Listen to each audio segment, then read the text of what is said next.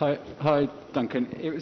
I just wondered when you became aware of this 4-medal record, and perhaps also that you were the first swimmer, I think, for over 100 years from Britain to win 3 medals, or if anyone, how you found out about that, and if that's something you pay much attention to.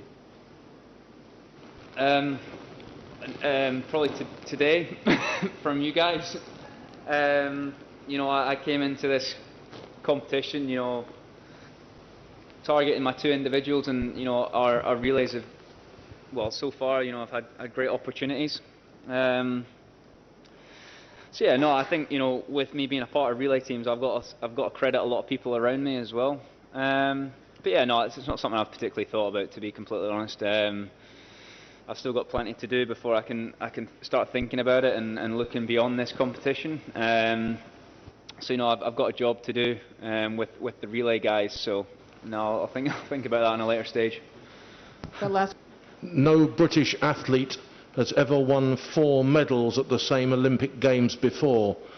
What would it mean to you to go home with a 4th medal from this meet, bearing in mind there's some pretty prestigious athletes who've only won 3 in the past?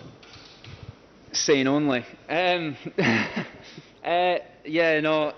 think for me, I need to try and put that to the back of my mind. I'm obviously delighted with how things have gone so far. With the relay boys the other morning, and then my 2 individuals as well. I came here to stand on the podium individually. I did best times in the final, so I can't really ask for much more. Our medley relay is really good. There's plenty of other nations with phenomenal relay teams as well. First up, is the mixed medley. I think Britain have got an amazing opportunity in that. The men's medley is my next event, so I'm looking towards that. And as I say, the other 3 boys have been swimming excellent, so I've just got to try and do my bit in that. Yeah, Duncan, I wanted to ask you about the mixed medley coming up, just in general for the non-swimming fan. Why is it such an exciting event, and give me some insight into the strategy involved in it as well. The mixed medley? Yeah, I find it a really fun race to watch. It's great because so many different nations have different strengths on different legs, and that brings in so many different strategies, like you say.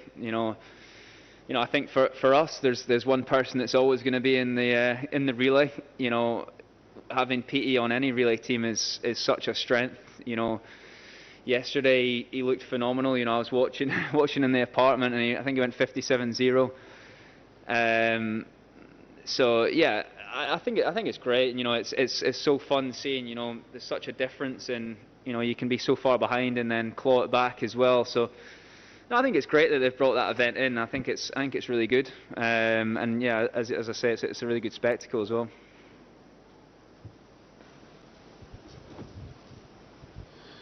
Hi, Duncan. I just wanted to ask you a bit about the general story of the British success at these Olympics, and obviously lots talked about Adam's part in that as a kind of a motivating factor. During lockdown and stuff, was there much contact with him? It's been a difficult year where you've been separate in different places, all of you, but what role has he played during that year to make it special now? I'd probably just be himself. That's what he did during lockdown. Be him. He's a role model around the pool environment and then away from it as well. Every sort of, what do they say? Every walk of life. The way he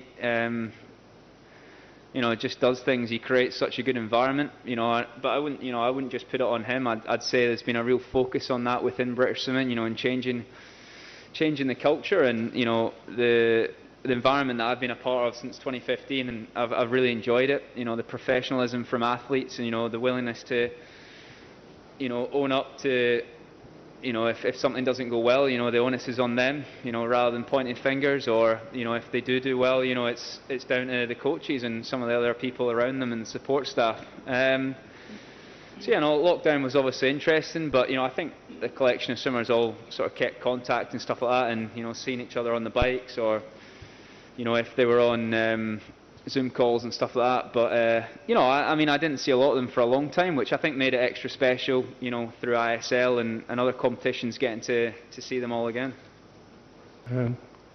Duncan, is this kind of like the beginning of your 200 IM sort of campaign? You've done 3 major events now, I think Commonwealths, Worlds, and now a silver at the Olympics. But it's not been part of your, since your youth, when you did it a lot, it's not been part of your campaigns. Is it going to be part of your mainstay programme?